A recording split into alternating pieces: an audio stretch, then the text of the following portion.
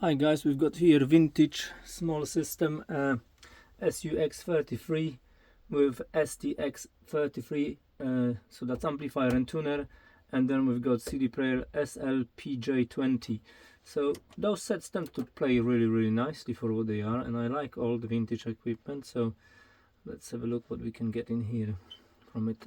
So apply, CD.